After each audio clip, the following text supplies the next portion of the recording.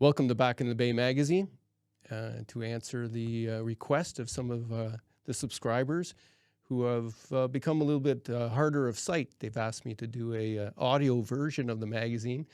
I figured I might be just slightly better than a computer-generated voice, but I am looking for others that might want to volunteer and read out stories for those that can no longer read the printed word or don't have the equipment and computers to do it. Anybody that wants a PDF to be able to use on their computers for an enlarged version to read, I can provide that, no charge. But for this issue, the spring 2023 issue, I thought I'd give it a go and try to do a description and some readings from the articles in the magazine. So bear with me. If this isn't something for you, then move along, right? So on the cover of Back in the Bay magazine's Volume 3, Issue 1, Spring 2023, we actually have a former mayor with quite the history behind him, Merle Dickerson, and Councillor Nell Mallory. And it's from a photo in front of the Jean Nicolet plaque that was put in the Lakeshore in the Lee Park in 1958. It's the lead photo, and I have a description here on page 1 above the table of contents. 2-year marathon of nostalgia journalism begins. The spring 2023 edition of the Back in Bay magazine kicks off its 3rd volume as Small Town Times Productions gears up for the city's 100th anniversary in 2025. What better way to start than to showcase on the cover a pair of North Bay's most memorable and longest-serving politicians, Mayor Merle Dickerson and Alderman Nell Mallory. See page 27 for a brief glimpse into their lives and contributions. I actually wrote a little bit of a column based on Don Curry's earlier works. He was a stringer for the Globe and Mail while he was a teacher at Canada College in the journalism print program. He was actually my first professor when I got there in 1986. But he wrote a feature and some stories on Merle Dickerson for the Globe, and I used them to write a column that's on page 27. The plaque presentation photo was a dedication at Lee Park to highlight the history of European explorer Jean Nicolet. Samuel Champlain, not champagne, as some typos turn out in print products like mine. Samuel de Champlain sent him there to live among the Nipissing people between 1611 and 1618, establishing the first French trading post in the area. From left to right, we have Judge J.A.S. Plouffe, Archie Freeman, Mayor Merle Dickerson, Alderman Nell Mallory, Monsieur Chaplot, Jacques Garland, who was the MP for Nipissing at the time, Dr. Murray Leatherdale, and Herb Brown. And it was a photo that's, the plaque came from, I believe it was called Ontario Historical Plaque Association, but now it's Ontario Heritage Trust Plaque. And there we go. The inside cover ad, of course, is a long-standing supporter of the magazine, Canada College. And I'll just skip over to the editorial page where we, on page 2, I started out with a little description. I was able to have another interview with Ralph Deagle, Mr. Downtown North Bay, but he was also born and raised West Ferris, and we have a 12-page West Ferris section in the magazine. The caption under the photo of page 2 with Ralph says, Ralph Deagle, 96, has been an important part of 2 North Bay communities, the downtown and West Ferris, where he was born and raised. Headline for that story, that editorial intro to the West Ferris section was, Best Place to Be in Town. First paragraph, West Ferris has a rich history and resilient spirit to share as an important part of the city of North Bay, before and after amalgamation in 1968. The official date's 67, when they made the agreement. 68 is the first year they were amalgamated. And Ralph Deagle, 96, born on Campbell Avenue in 1926, and raised with a childhood stomping grounds between the Gateway Arch and the Lavaw River, was the perfect community ambassador to interview. Quote, "The best place to be in town," Deagle said when asked what it was like growing up in West Ferris while sitting in his well-worn chair at the downtown store March 3rd. You can find the video recording on the smalltowntimes.ca website or the YouTube channel, Dave Dale Small Town Times YouTube channel. Topics include Deagle's West Ferris memories of the first Ferris Scouts and their summer spells at Camp Tillicum, falling in line with the 104 brilliant Navy Sea cadets in Canadian Navy service.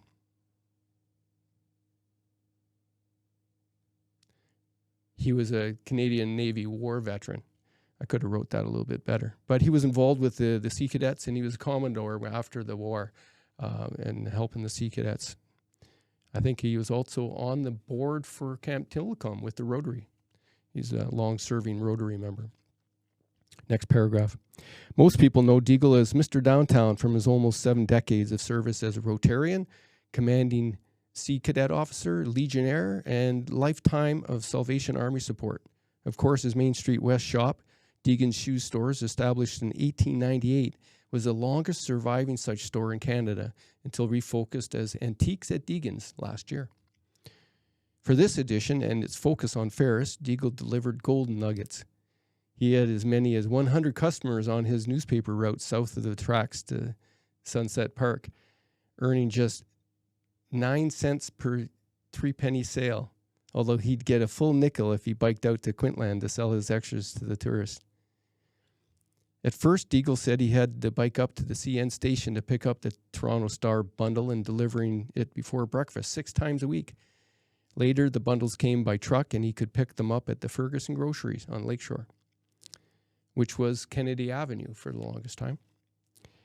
Among his memories was J.G. Demenza, who led the Scouts and was principal of the Tweedsmuir Public School, which was a primary focus of the West Ferris for almost 100 years.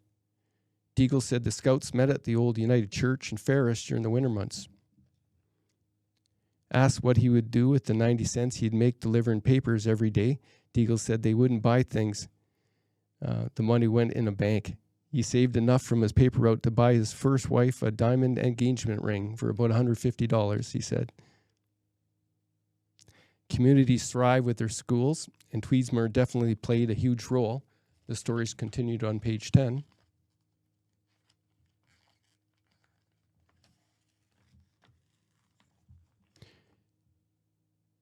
Played a primary role in the foundations of West Ferris until time changed and the area adapted. The last version of the school is a fully updated co-working facility with almost 20 businesses and an art gallery along the hallway walls. That's actually where Small Town Times has its office. We're in Suite 14 right now with the Nipissing Region Curatorial Collective. Deagle and other graduates of elementary schools in West Ferris went on to high schools in the city. The North Bay Collegiate Institute and the Vocational School and Schollard Hall Boys College, both built in 1930, St. Joseph's Girls College, 1938, or Chippewa Secondary School, built in 1958. That changed with Whitfield, built in 1965, while Algonquin and West Ferris Secondary Schools were constructed in 1971. West Ferris Secondary and the Intermediate School is the community's largest and busiest confluence of activity right now, with its 55th anniversary reunion to be celebrated in the year 2026. As for community centers, the Sam Jacks Recreational Complex, with a single-pad arena and upstairs hall, including outdoor fields and tennis courts, has served West Ferris since the mid-1960s. There'll be more about its history in future editions when the city decides what it'll do to replace the aging facility. The current plan includes a twin-pad community center at the south end of the area near the Steve Omischel Sports Fields Complex on Lakeshore Drive, which was opened in 2011, with 3 ball fields, 2 soccer pitches, and a football gridiron near the Booth Road intersection. Deagle said cadets were mandatory for high school students in his day as preparation for military service in the Second World War. He talked about his friends from back in the day, such as Gord Lamoury, who picked air cadets rather than sea cadets like he did, as well as others. Deagle also mentioned the 3 houses his dad built, the last one being 60 Whitney. He said Camp Tillicum, which he ended up leading through his Rotary service, offered a chance for the scouts to learn skills while cutting wood for fires, canoeing, and swimming. You couldn't beat the beaches, he said, recalling how each of the 4 patrols of 8 to 10 scouts would be designated a cabin with rows of bunk beds.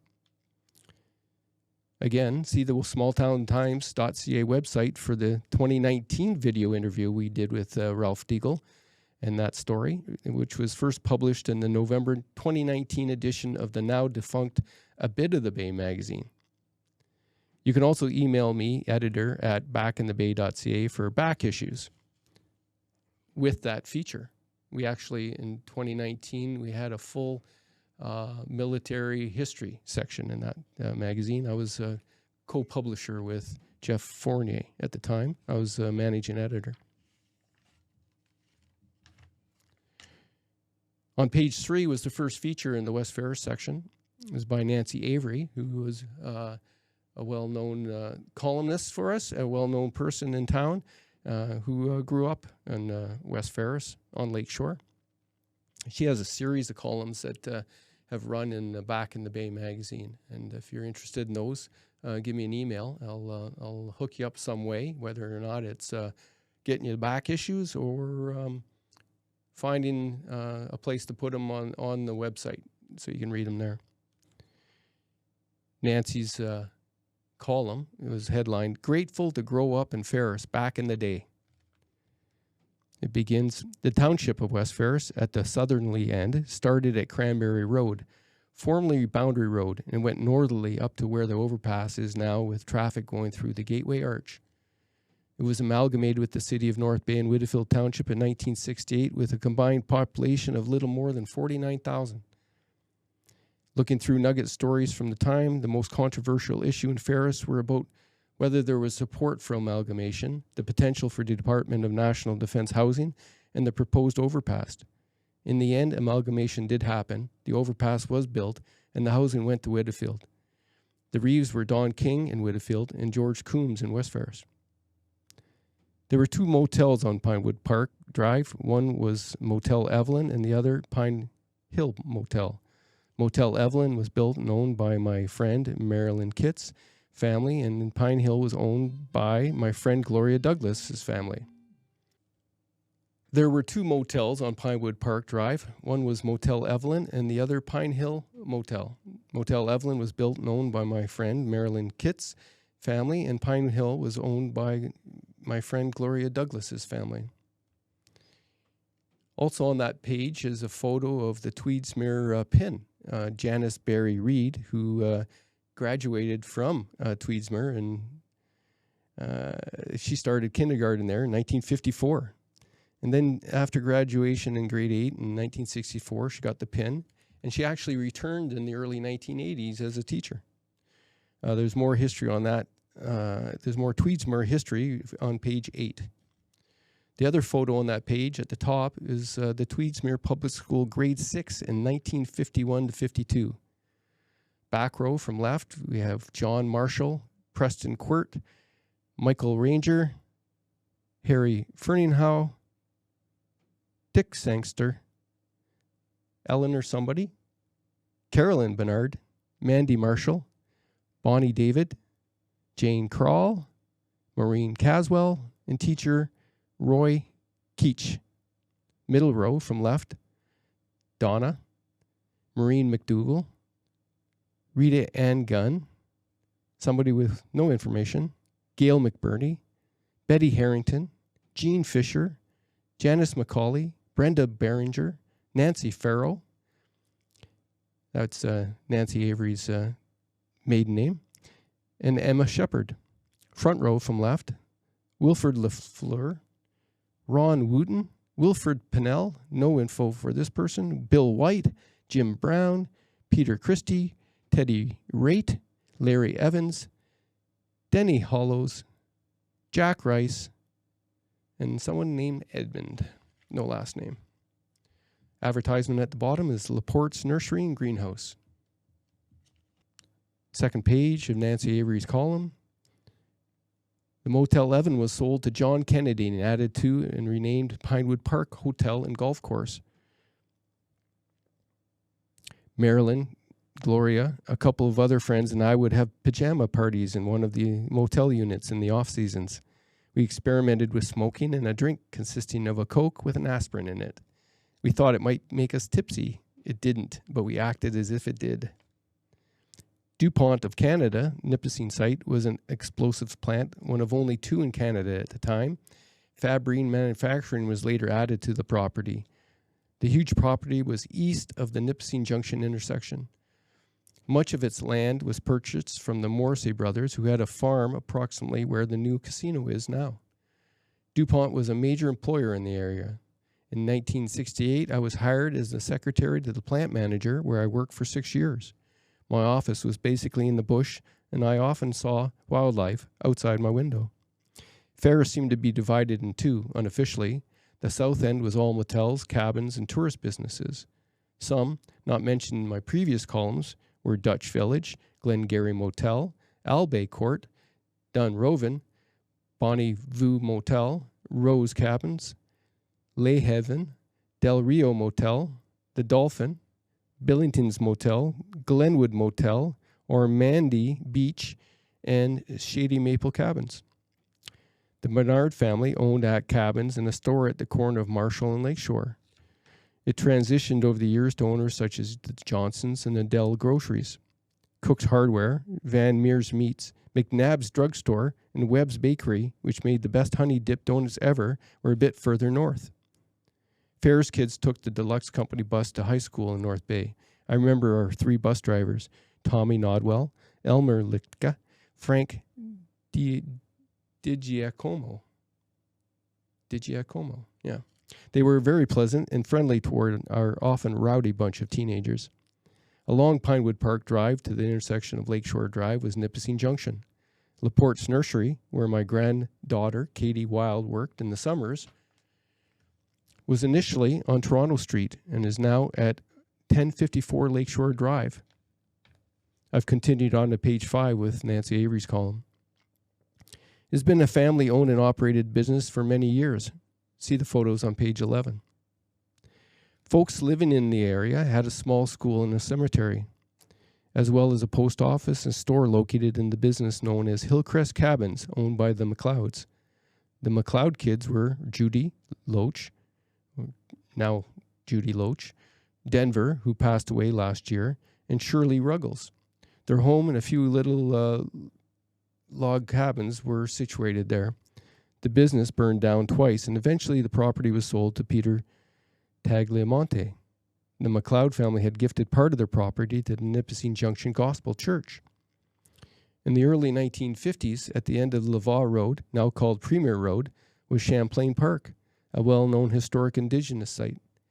There was a lifeguard at the river and diving board. The lifeguard that I remember was Mike Cousins.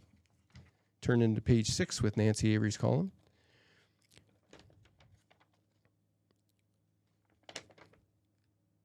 Mike Cousins we're talking about. He had pitched a tent on the opposite shore of the river and lived there for the summer. Many kids either biked or took a bus to the park to swim.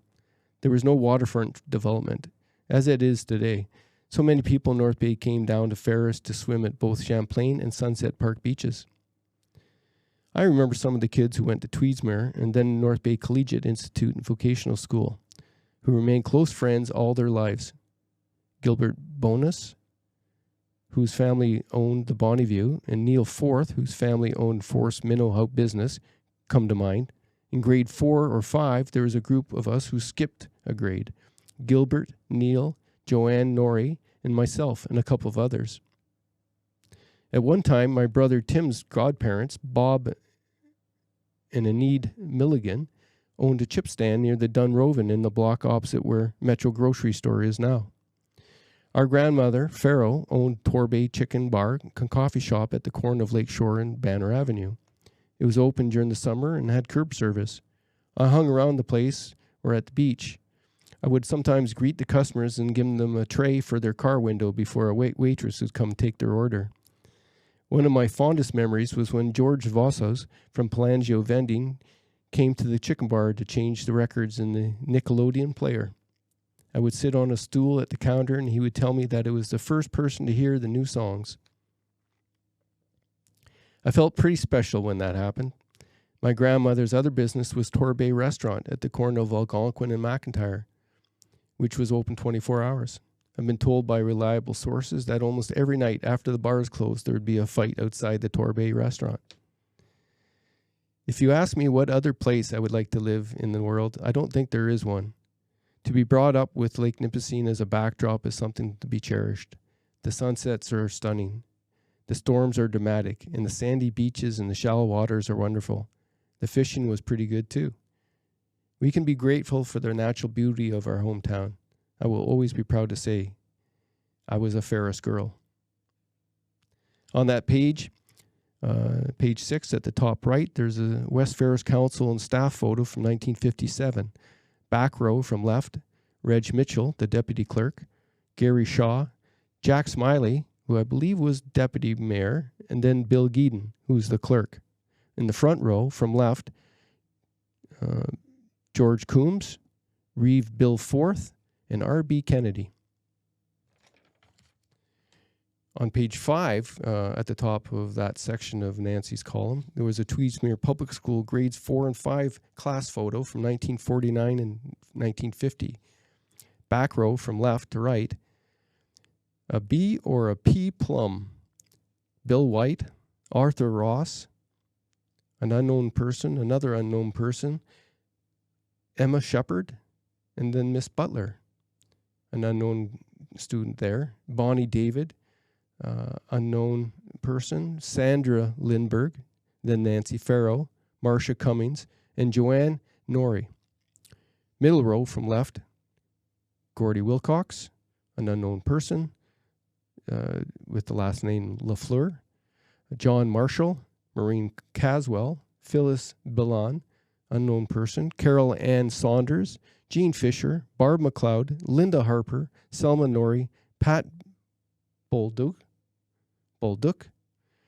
Janice McCauley, and then in front row from left, unknown person, Jim Brown, another unknown, Walter Kanaki, Wilford Pennell, unknown, Ron Best, Neil Forth, an unknown, Gilbert Bonus, an unknown, and Skip Evans. If you have a chance and you do have some eyesight, you want to blow up the photo, maybe you know some of those other names. At the top of page 4 of Nancy's column, there was another photo of the Township of West Ferris Council and staff of 1963. Back row from left, Claude Gordon, John Size, Ed McKenney, and Lou Marshall. Perhaps that's the year John Size was deputy mayor. I'm not sure. In the front row from left, Reverend Charles Large, Reg Mitchell, the deputy clerk, Bill Gedden, the clerk, and Reeve Bill Forth. It was a Dave Palangio photo. Ads on that page were the Giant Tiger in West Ferris, Jay's Auto Center. The ad on page 5 was the Royal Canadian Legion West Ferris branch. There was another photo, a standalone that was on there. It's a pre-amalgamation hockey photo from the Nugget Archives. The Timmy Tyke All-Star team from North Bay, Ferris, and Whitfield getting ready for their 1966 championship game against the team from Scarborough in the Little NHL tournament in Memorial Gardens. Front row from left, goalies Greg McDonald and Randy Vesna. Back row from left, Bobby Schrader, Dale Hewitt, and Mark Rivet. At the top of page 7, above the Case Alliance ad, is a photo by Bud Barry. And it was a photo taken at the Tweedsmuir Public School. It was provided by young Peter Hanley, who's in the photo, Peter Hanley Jr. It's a Santa Fun Christmas Caroling 1977 photo. Tweedsmuir Public School students who show off the money raised by Christmas caroling for the North Bay Santa Fun in 1977. Back row from left, Peter Hanley, Todd Betorf, Kelly Brooks, Wayne Pawson, Jeff McLennan, Han. Middle row, Dave Craig, Barb King, Todd Horton, and Jerry Martin. Front row, Virginia Snyder, an unknown person, and Dean Harvey. Bud Barry photo. Interesting to note, Peter Handley ended up working with Barrie as a photographer at the Nugget a decade later.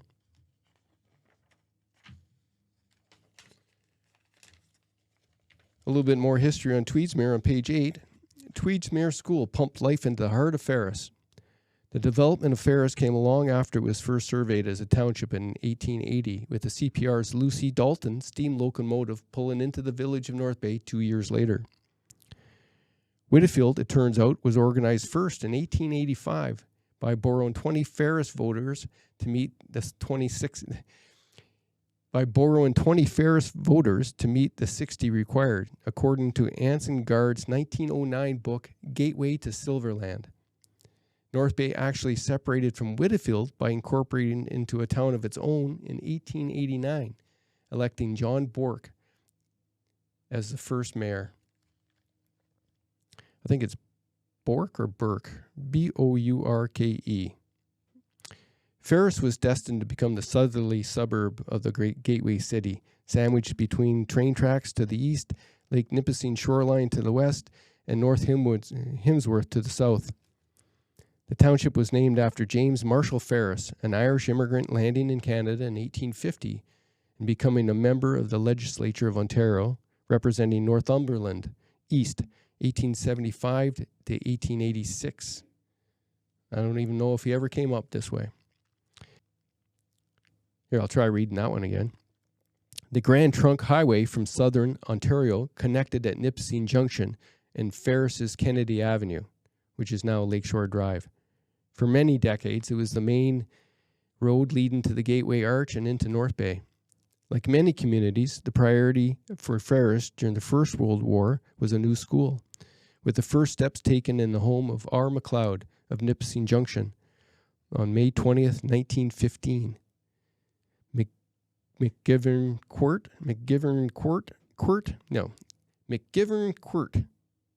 That's a tough one. F. Dudley and McLeod set the boundary limits for the school section of Ferris.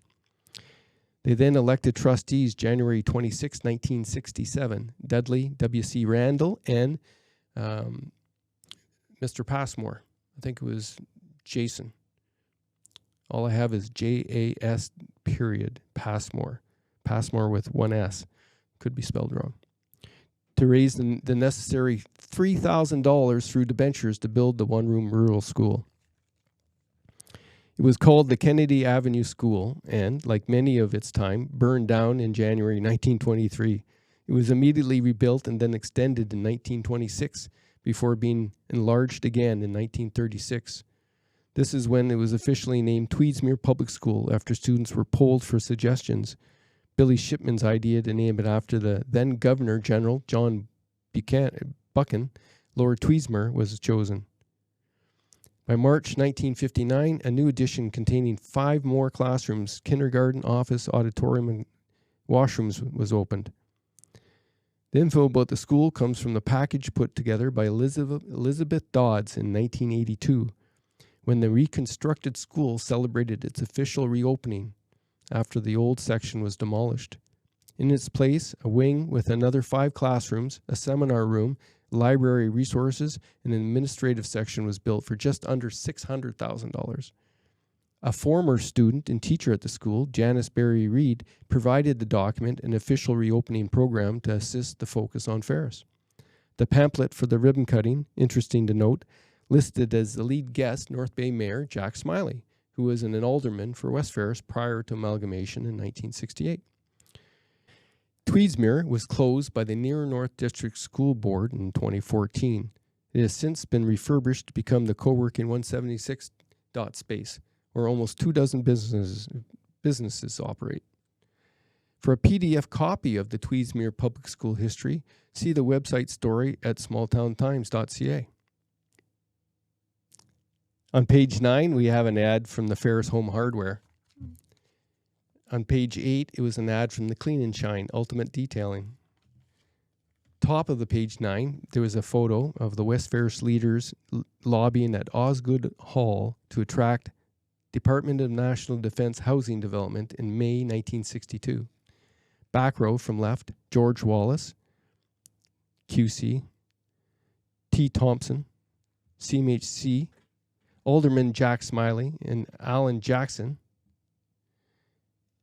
W. Chappell, Alderman Ed McKenney, and Robert Gerard with the CMHC. Front row from left, Bill Gedden, Ferris Clerk, Reeve Bill Forth, and R.G. McNeil, Department of National Defense. Next page is the Chamber of Commerce, North Bay and District Chamber of Commerce shop local ad. Across from it on page 11, the ad is One Red Maple. When we shop local, we all win. It's a downloadable app where you're able to cross-reference any item you find on Amazon and a few others to see if there's a local option that's a better buy. At the top of page 11 is 3 photos from Laporte's Nursery, which was established in 1950, a family business in Ferris. It was originally in Nipissing Junction at the corner of Lamoureux and Toronto Streets before moving to 1054 Lakeshore Drive in 1999. The oldest photo on this page was taken of Aldridge Laporte in 1969, while son Jim and his mother, Bev Laporte, stand beside a new GMC truck they bought in 1971. In the group photo, second from left, is Lori Laporte, who now runs the family business, flanked by her daughters, Ashley Champagne on the left and Kelsey McMullen.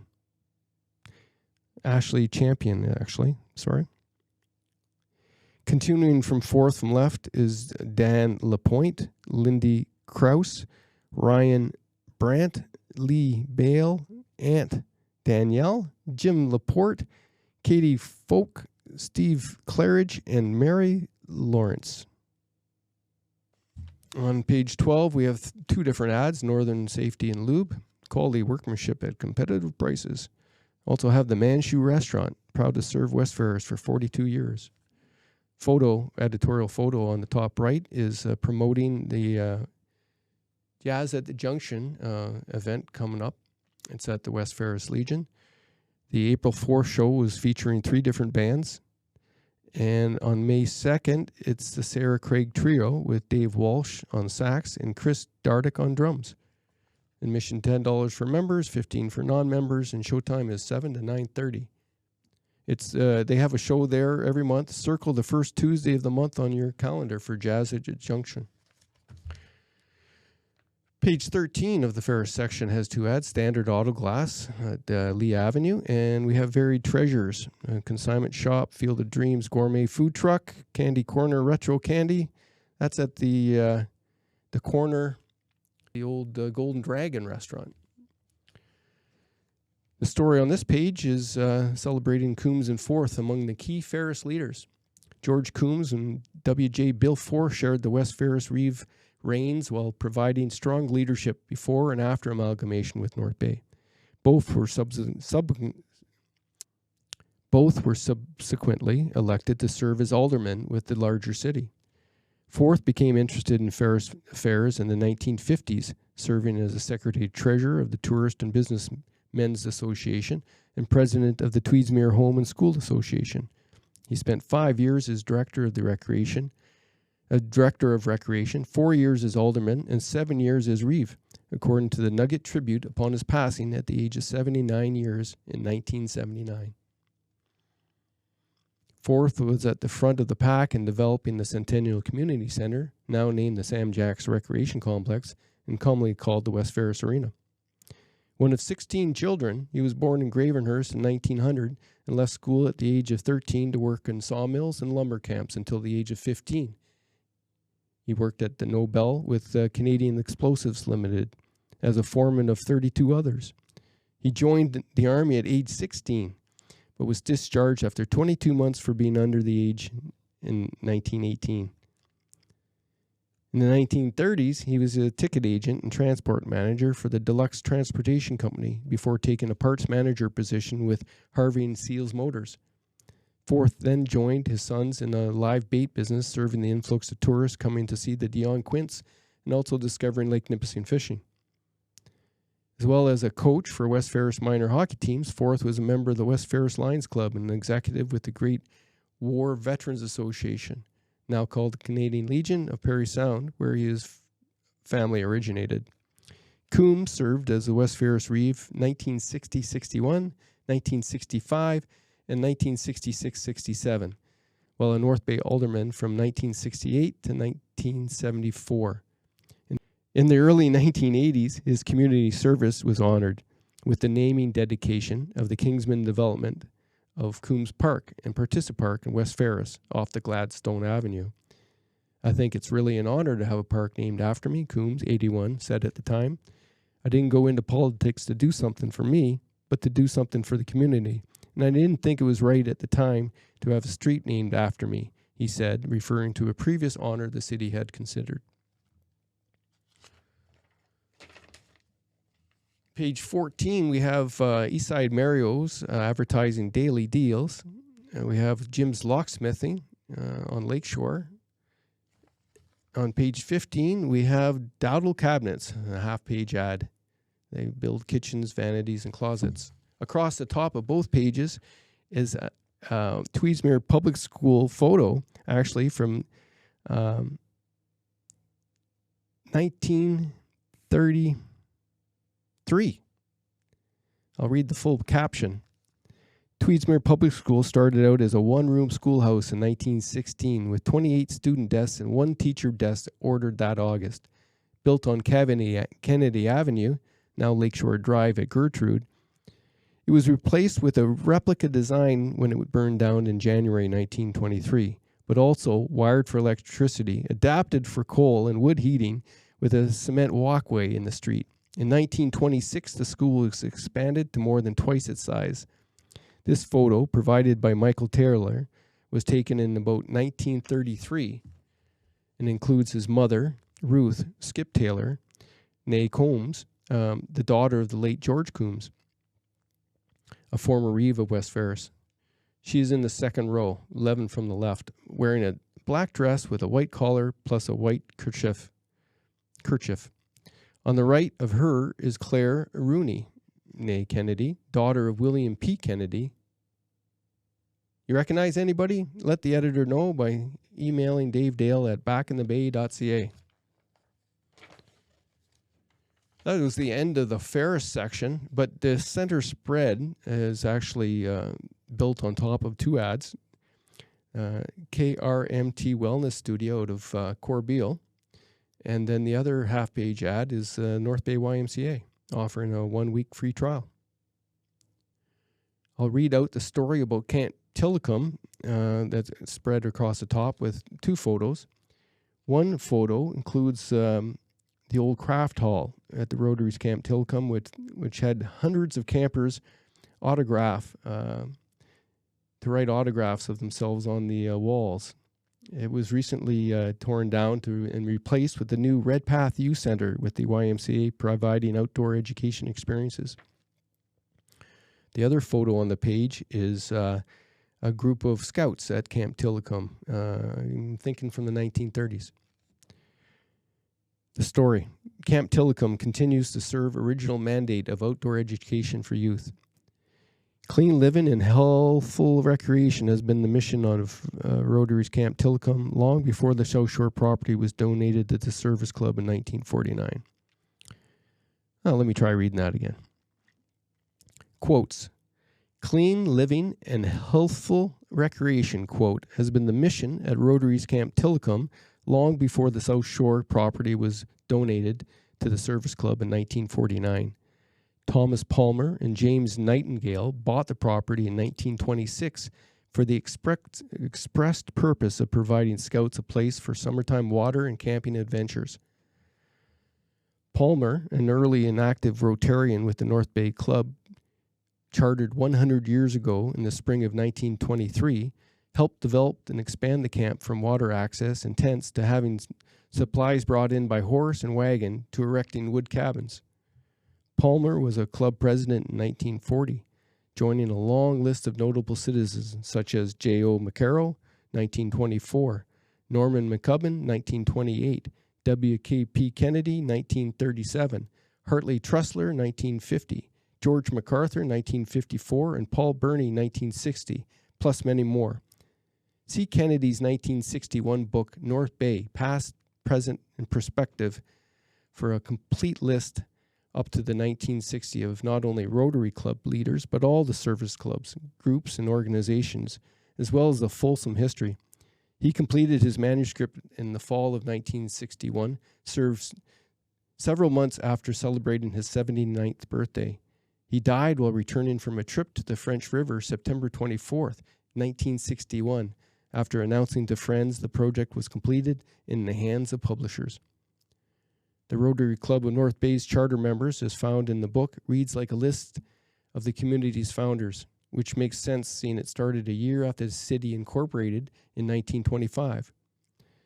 There's R.Y. Angus, Dr. D.A. Campbell, C.E. Coleman, E.A. Doan, Dr. R.L. Dudley, F.S. Fosdick, C.F. Brown, J.E. Holmes, C.J.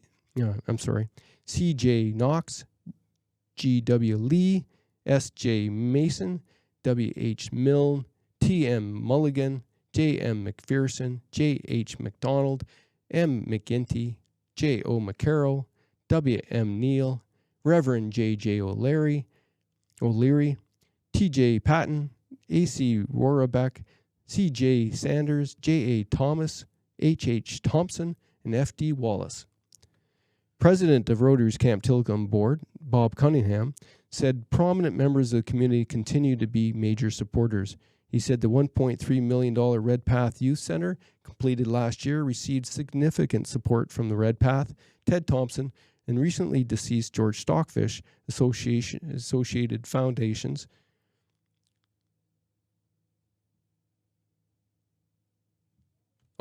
And recently deceased George Stockfish, others Associated Foundation, as well as the Rotary North Bay Club itself.